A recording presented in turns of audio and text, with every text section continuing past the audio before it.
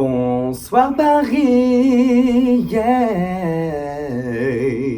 Salut tout le monde, c'est Bilal Hassani, j'espère que vous allez super bien. Aujourd'hui on se retrouve pour une nouvelle vidéo. C'est assez étrange déjà pour commencer parce que je pense que ça fait plus de genre 1 an que j'ai pas fait une vidéo sans wig. So what the hell, ça me fait très peur, je sais pas pourquoi je fais ça. Mais en même temps, j'avais trop envie de vous montrer ma face. Genre, who I really am, qui je suis. Ça fait quelques mois qu'il y a beaucoup de choses qui se passent dans ma vie et ma vie elle a complètement changé, elle a été chamboulée. Je vous ai un peu emmené dans cette tornade avec moi, mais j'ai jamais pris le temps de me poser, de vous raconter mes états d'âme, de vous expliquer ce qui se passait dans ma tête. Et certains d'entre vous même, vous devez être un peu lost, vous devez être en mode à la base je regardais genre des story time et c'est parti en caca, what. Et c'est pour ça que j'avais envie de faire cette vidéo aujourd'hui. Donc je suis à mon hôtel à Tel Aviv, l'Eurovision c'est demain. Et voilà, j'avais besoin de vous parler. Donc je vais vous raconter un petit peu ce qui s'est passé ces derniers mois, comment on en est arrivé là. Et voilà, je vais pouvoir tout vous raconter, etc. Pour que vous compreniez un petit peu genre mon mindset, ce qui se passe dans ma tête et que vous soyez un petit peu genre dans le même mood pour demain, qui va être le moment le plus important de ma vie et qui va peut-être même jamais dépasser en moment les plus importants de ma vie, alors que j'ai que 19 ans. Ok, ça let's go. Avant de commencer cette vidéo, oh my god, j'adore. Avant de commencer cette vidéo, n'oubliez pas de mettre un petit pouce en l'air et de mettre un petit commentaire. Et en commentaire, dites-moi votre fleur préférée. Moi perso, c'est les orchidées. Partagez cette vidéo. N'oubliez pas de vous abonner. Don't forget to subscribe. Et d'activer la cloche de notification pour avoir une notification à chaque nouvelle vidéo. Let's go! Donc, je pense qu'on va procéder à cette vidéo un petit peu sous la forme d'un story time où je vais vous raconter un petit peu tout ce qui s'est passé. Donc, en fait, pendant 2 ans, genre 2017-2018, après mon bac, entre mon bac et genre septembre 2018, et ben, il se passe pas grand chose dans ma vie. Je faisais des petites vidéos sur YouTube et j'écrivais des chansons et j'essayais de sortir des chansons tout seul, produire des titres, produire des clips où je travaillais des heures et des heures et des nuits tout seul parce que j'avais pas d'équipe, ni de com, ni de label, ni de rien du tout. Et en même temps que je faisais tout ça, je faisais ma petite carrière sur YouTube. Et donc je me disais que si j'avais un following, s'il y avait des gens qui me suivaient, genre en mode si j'arrivais à tisser un lien avec mon public tout seul, et ben je pouvais tout faire et que j'allais être imbattable et tout. Et donc on s'est rencontrés, j'avais pas de l'over et on a vraiment tissé un lien très fort. Et donc j'avais ma chaîne YouTube et je vous sortais mes chansons et tout. Des fois ça marchait un petit peu bien, des fois ça marchait pas du tout. Aucun des titres passait en radio, il y avait rien de tout ça. Et moi je continuais à genre toquer aux portes des maisons de disques, des labels, tout. Je faisais hi.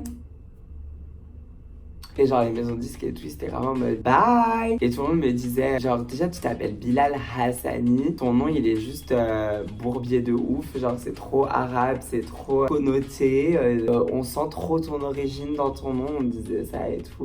Faut changer de nom. Et après c'était genre gars t'es trop gay, genre en mode il y a un level de gay, genre j'ai le droit d'être un peu gay mais pas trop. Donc j'étais trop too gay, you're too much. Donc j'étais too much, tout le monde disait oh my god you're too much maman. Et moi j'étais là ok. Et donc j'étais un petit peu depressed. J'avais un peu le seum, j'avais un peu envie de dire hi. Et je vous dis ça en riant, mais je vous avoue que c'était un peu triste. C'était une période qui était un petit peu dure à vivre pour moi parce que depuis que je suis bébé, moi c'est que de ça que je rêve. Je m'imaginais des noms de scène, je m'imaginais des concerts, des tournées que je faisais dans ma chambre tout le temps. Il y a eu que ça comme rêve. Et je pensais que voilà, c'était ça mon objectif, que j'étais formée, que j'étais créée, que j'étais amenée par Dieu sur terre pour faire ça, pour faire de la musique, pour faire des performances et des clips et des lives et des tournées et des trucs et des machins. Et en fait, toutes les portes pour faire ça, et ben elles étaient fermées, genre triple serrure, tout ce que tu veux, cadenassé, etc. Et on me laissait pas l'accès à ça, juste parce que j'étais pas assez ceci, pas assez cela, et que j'étais trop ceci et trop cela. Donc c'était pas très fun. Et j'ai passé 2 années un petit peu tristoun. Et donc pour compenser un petit peu ce manque que j'avais, et ben je faisais des vidéos sur YouTube et je vous racontais un petit peu des histoires de ma vie, des petites anecdotes de jeunesse, des trucs. Je racontais vraiment mes bêtises sans filtre. Et j'ai vu que ça vous plaisait. Alors j'ai continué à le faire et vous avez commencé à venir de plus en plus nombreux sur ma chaîne. Et un jour, je me suis dit, vas-y, genre on a trop un bon lien, je peux être complètement moi-même avec eux. Et c'est à ce moment-là que j'ai commencé à porter mes perruques en vidéo. Et donc je mettais mes petites wigs. Je me rappelle la première que j'avais mise genre en vidéo YouTube, c'était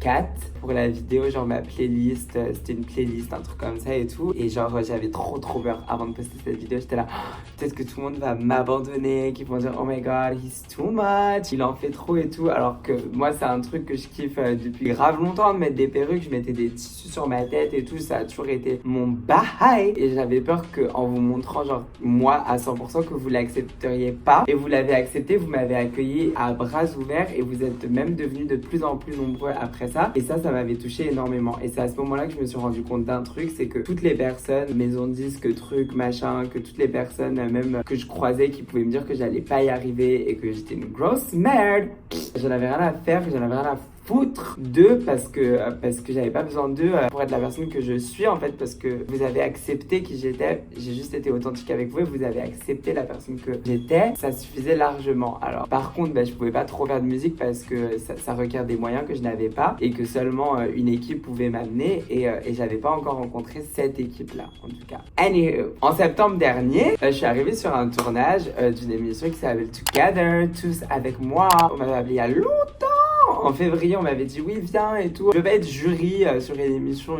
J'étais là, je pensais que c'était une farce. Moi, je pensais qu'on me faisait un prank, mais j'ai fait quand même. J'y suis allée, tu vois. Et je débarque et je vois Madame Monsieur. And I was like, oh my god, Madame Monsieur. Et j'étais un peu chouk parce que, comme vous le savez, j'ai répété 1000 fois. Je regarde l'Eurovision depuis que je suis petit. Donc, of course, cet été-là, enfin, le mai dernier, le 12 mai 2018, j'avais regardé l'Eurovision et j'avais suivi et tout. Et donc j'avais vu Madame Monsieur et là les voir en vrai c'était un petit peu genre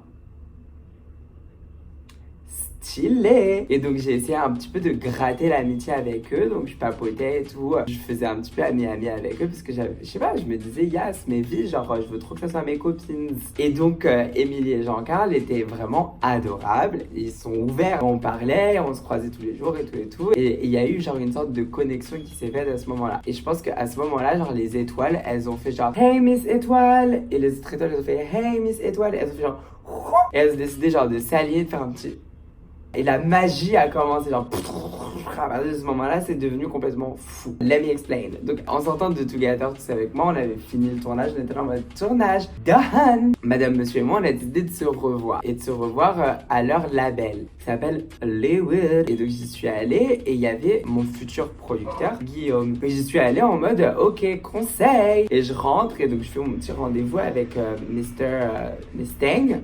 Je suis en train de faire la biographie de ma vie. Et donc, il m'a dit, vas-y, fais écouter tes bails. Et j'ai fait, what? Et c'était la première fois de ma vie qu'il y avait un producteur, une personne de ce milieu qui était intéressée pour vraiment, genre, écouter ma musique. Et voilà, et se dire, genre, ok, show me what you got. J'avais mon tel et j'ai commencé à balancer les sons. J'étais là, tac, tac, tac, tac. Je suis allée sur ma page Spotify, sur son ordi et tout. J'ai mis les sons, j'ai mis Shadows. J'ai mis House Down. J'ai mis les clips. J'étais là, oui, tous les sous que j'ai dépensés, enfin, ils servent à quelque chose. Je peux montrer, j'étais là, bitch. Watch! Et donc, il a commencé à regarder, il était là, waouh, et tout, genre, bah, bref, il a bien aimé. Et il m'a dit, ok, Mustang, I kinda like it. Et il m'a dit, bah, on va faire des bails. Je dis, quel genre de bails? Genre, j'étais un peu confused. J'étais là, quel bail tu veux faire? Il m'a dit, des bails, genre, on va faire des. Enfin, il m'a pas du tout dit ça, hein, commencez pas à croire, il m'a dit, on va faire des bails. Il m'a dit, on va faire des sons, quoi. Et moi, j'étais là, on va faire des sons. Et j'étais très chouk, j'étais très confused, j'étais très. Mais j'ai suivi son délire et j'ai fait, ok, let's do this. Et direct. C'est parti. On a commencé, il m'a dit vas-y enregistre-nous une petite démo et tout, c'était un petit truc in mind et moi ce que j'avais in mind c'était Febelek, I remember. Et donc j'avais enregistré Febelek.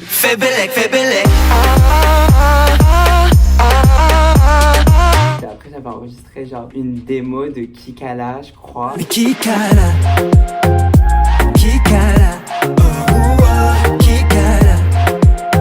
Des sons que j'avais écrits tout seul et qui ont fini sur l'album qui est sorti Kingdom Stream for Clear Skin. Et en fait au début j'écrivais pas avec Madame Monsieur parce que Madame Monsieur ils étaient busy, ils avaient things to do. Et un soir on s'est dit vas-y genre en fait on n'habite pas très loin Émilie, Jean-Carl et moi et donc on s'est dit viens on link up. Et on a link up one night, il était et c'était vraiment pas prévu, genre je me rappelle j'étais en train de manger mon McDo chez moi et genre on se colle et tout, on s'est retrouvés après j'ai mangé mon McDo, genre moi après mon McDo je pensais j'allais go to sleep et non j'allais chez Madame Monsieur, genre il était 10 p.m. et tout et genre on s'est posé. Au début j'étais juste avec Jean-Carl parce que Émilie, genre je sais pas il était quelle heure mais Émilie elle était encore chez sa coiffeuse pour faire sa colo, je suis en train de raconter la vie de tout le monde. Mais anyway je vous show the details, you know what I mean. Et donc Jean-Carl et moi on était posés et tout. Et Jean-Carl, il était en mode piano. Et il joue au piano et tout, et moi j'étais là en mode. Et je commence à chanter et tout. Et je fais mes petites vibes, blablabla. Il me dit vas-y et tout, viens on try something. Et il commence à se poser sur le piano et direct il fait.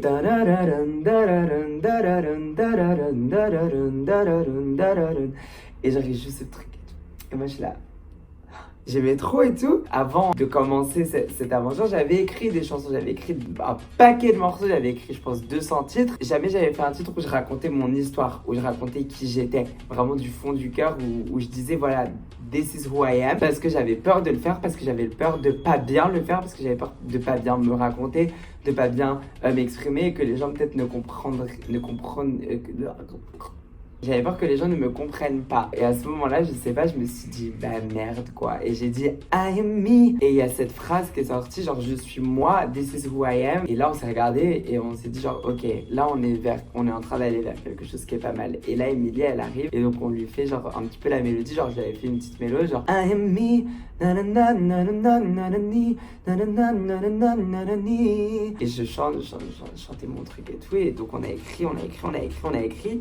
Et genre hyper honnête avec vous, 2 heures, on avait Roi. Done. Ça s'est fait très vite et c'était un moment qui était hyper magique parce qu'on n'a pas vu le temps passer. Et direct, on a enregistré, on a fait la démo. Il me semble que c'était le 5 décembre 2018 qu'on avait fait cette démo, la nuit du 4 au 5. Voilà, donc c'était en mode enregistré en balle. Mais donc à ce moment-là, voilà, on avait Roi. Et on l'a fait écouter à Guillaume et là, il me dit genre, gars, tu veux pas genre tenter l'Eurovision? Et moi, j'étais là, c'est quoi ce rire? Ouais, j'étais possédée ou il se passait quoi là? Mais j'étais grave en mode possédée. J'étais grave en mode ok, lol, vas-y, try. Moi, je me rappelle l'année d'avant, la première saison de Destination Eurovision, j'avais recherché s'il y avait pas genre un casting et j'avais rien trouvé et tout. Et là, il me dit ça tranquille, genre ouais, viens, on envoie la chanson. Je fais bah, vas-y, envoie. Que veux-tu? Il envoie et genre à ce moment-là, bah ça passe. Ils disent ok, vas-y, tu fais Destination Eurovision. Et je me suis dit, c'est une farce, c'est une farcelette, c'est une blagounette. Et donc là, on était genre le 7 décembre, il y a eu genre la conférence de presse et ils annoncent tous les blazes. Et je voyais ma photo et je fais what? Et j'étais genre, mais hyper chouk. Et donc le truc commence, ça part genre très vite en cacahuète. Genre on commence à faire des shootings photos, des bidules, des machins. On finit d'arranger Roi parce que ce qu'on leur avait envoyé, c'était une démo. Donc là, on finit d'arranger le morceau et puis le 4 janvier le titre sort et après l'aventure Destination Eurovision a commencé. Donc on avait chanté sur le prime du 12 janvier. Je suis pas dans les codes, ça dérange beaucoup. At the end of the day, you cannot change me. Et du 26. Quand je rêve, je suis un roi. I'm not a rich, but I'm shining bright. Et on a gagné Destination Eurovision. Et Roi avec 150 points qui lui donne 200 points au total. Vous avez compris, mesdames et messieurs, c'est Bilal Hassani qui vous représentera, qui représentera la France à l'Eurovision le 18 mai prochain. Tout ça s'est passé mais à une vitesse folle. Et le 26 janvier, genre ma vie, elle a dit bye et elle a switch comme ça genre et je me suis réveillée un matin et c'est bon, c'était Bilal, you have to go there. Là tu fais une interview, là tu vas faire un plateau radio ici, là tu fais une séance de dédicace. Genre dans la même journée j'allais à Bordeaux, à Calais, à truc, à machin, je faisais une télé, je rentrais, je dormais 4 heures, après je me réveillais, énergie, music tour, après on allait voir Koé, j'étais là quoi, j'ai vu Koé mais je me rendais même pas compte que j'avais vu Koé parce que après je faisais je sais pas quoi, après j'ai revu Koé, je vois Koé mais ma perruque, j'étais en mode et j'étais choquée. Et donc à ce moment-là, je voyais plus trop mes amis. Et je me rappelle que je disais pendant Destination Eurovision, je vais grave faire des vidéos sur YouTube, 2 vidéos par semaine, what the fuck. Et j'avais plus le temps. J'arrivais plus à faire mes vidéos et tout. Donc après, genre, on a tourné le clip de Roi. Je me rappelle même plus c'était un quel jour, de quelle semaine, je sais plus quoi. Parce que tout se passait genre super vite. Après, on part une semaine à Granville. En Normandie, on commence à faire l'album. On rentre, on finit l'album. On part à Kiev. On va chanter à la finale du Destination Eurovision ukrainien. On rentre. Après, on va à Tel Aviv. On filme la postcard. Je commence à Vogue the House dans le Boots. Après, j'ai fini la postcard. Je vais ici, je vais là. Et genre, voilà. Et j'étais choquée. Genre là, juste de vous en parler, je suis là fatiguée. Et je voyais mon emblée du doc qui était pacte. Et j'aimais trop, mais en même temps, j'étais perdue. Je vous jure, j'étais là, quoi? qu'est-ce qui se passe? Et pendant tout ce truc-là où tu fais 1000 trucs, où voilà, on avait fini un album et qu'on allait le sortir, on a sorti Jaloux, on a sorti Fébélec, et ben je me rendais même pas compte que j'étais sur le point de faire l'Eurovision. Et donc on a commencé à recevoir des propositions et tout de mise en scène, etc. Et un jour on a eu une proposition, donc Steven, mon chef de la délégation, qui arrive et qui me dit voilà, on a une proposition de Marika Prochet et tout, qu'elle a en mode genre proposition. Et donc on regarde sa proposition et elle nous avait fait un petit montage vidéo où c'était genre la perf de Roi à la finale de Destination Eurovision et où dedans elle avait inséré genre 2 danseuses. Et donc les danseuses c'est Lizzie et Lynn, qui sont les danseuses qui m'accompagneront sur scène demain à l'Eurovision. Et donc je regarde la vidéo et j'avais les poils qui s'hérissaient, j'avais des frissons et les larmes aux yeux, j'étais un petit peu comme ça, genre c'était ici quoi. J'ai compris que la proposition de Marika était celle sur laquelle on allait partir pour la performance de l'Eurovision, parce que elle avait compris en fait la force du message de Roi qui m'avait complètement dépassé au moment où le titre est sorti. Parce que quand le titre on l'a écrit, c'était vraiment genre voilà qui je suis. Oui, je suis un garçon. Oui, je porte des perruques. Oui, on m'a toujours dit que je pourrais pas le faire avec mon nom, avec mes cheveux, avec mon identité, avec ma façon de chanter, avec ma façon de danser, de gesticuler comme les gens aiment dire, d'avoir des manières comme les gens aiment dire. On m'avait dit mais c'est impossible que tu aies une carrière et tout en étant comme ça. Et 200 millions de personnes qui vont pouvoir peut-être être touchées par ce message et qui vont pouvoir se sentir plus fort. Alors quand Marika elle m'a proposé de raconter pas que mon histoire et que ce soit pas juste moi, voilà mon vécu, voilà comment je suis touchée par Roi, et bien on s'est dit voilà, on va raconter l'histoire de 2 autres personnes et ce sera 3 destins qui ne sont pas liés directement parce qu'on vient de partout dans le monde. Lizzie Howell elle vient des États-Unis, Lynn elle vient de Taïwan, elle habite en Amérique du Sud, moi je viens de France et Lynn est sourde, elle n'a jamais rien entendu de sa vie et elle danse. Et on lui a toujours dit tu pourras jamais danser meuf, t'es sourde, c'est pas possible. Et elle a quand même fait, elle s'est quand même battue et la voilà aujourd'hui à se présenter sur la scène de l'Eurovision et à vivre son rêve. Lizzie, à cause de son poids, on lui a toujours dit tu pourras pas danser, tu peux pas danser, t'as pas le corps conventionnel que la société accepte pour être une danseuse. Et elle est arrivée, elle a fait ses fouettés, et elle a dansé et elle a donné toute sa vie et elle l'a fait et elle a continué à vivre de ses rêves et la voilà sur la scène de l'Eurovision avec moi. Et demain c'est l'Eurovision et demain c'est la grande finale et on va chanter devant des centaines de millions de personnes et on verra ce qui va se passer. Moi j'aimerais vraiment bien que cette performance soit entendue et que cette performance soit regardée, que cette performance soit comprise et que les gens soient touchés. C'est mon objectif. Je l'ai pas mentionné pendant toute cette vidéo. J'ai pris tellement cher, tellement cher depuis janvier. Les gens ils se sont acharnés sur moi comme un bout de viande. Ils ont essayé de me grailler, ils ont essayé de me mettre dans toutes les sauces de la terre. Et malgré tout, regardez, le destin a fait que je suis là aujourd'hui et que je vais quand même le faire demain et que je vais être à la scène de l'Eurovision et que ça va se passer. J'avais vraiment envie de faire cette vidéo pour vous raconter un petit peu mes états d'âme et comment ma vie elle a changé et comment voilà pour vous mettre dans la boucle pour que vous suiviez un petit peu le truc avec moi et que voilà you know everything. Je me suis un peu ouvert à vous comme un journal intime. J'espère que la vidéo n'est pas trop boring pour vous, mais j'avais besoin de m'exprimer et yeah! En tout cas, voilà, demain c'est l'Eurovision et pour toutes les personnes qui sont pas françaises, pour toutes les personnes qui n'habitent pas en France et qui habitent dans un pays qui participe à l'Eurovision, et bien vous allez pouvoir voter. Et en votant, vous allez pouvoir renforcer le message de Roi encore plus et ça, ce serait le feu. Sachez que, là je vais vous faire un petit brief. Comment voter? Donc il y a les 2 techniques de base que vous connaissez très bien pour voter qui sont téléphone, SMS. Donc ça serait simple. You get the number, you call, vote. I don't know, number something. Je sais pas encore à quel numéro je passe. Sinon par SMS, vous tapez le numéro.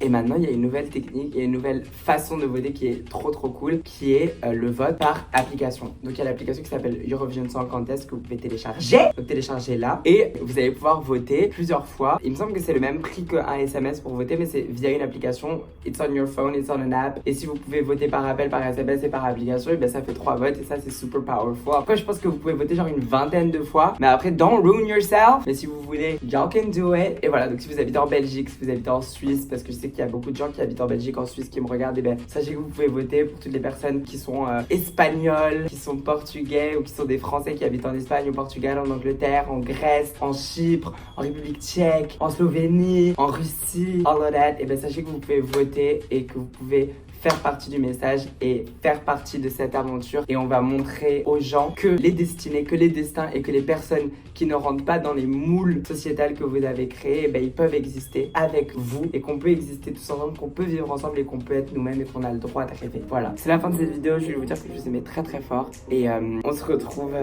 very soon. Juste après la vidéo qui sera après celle-là, j'aurais déjà fait l'Eurovision. Oh my god, oh my god. Ah J'ai très très peur, mais j'ai trop hâte. Je vous aime fort. Bisous.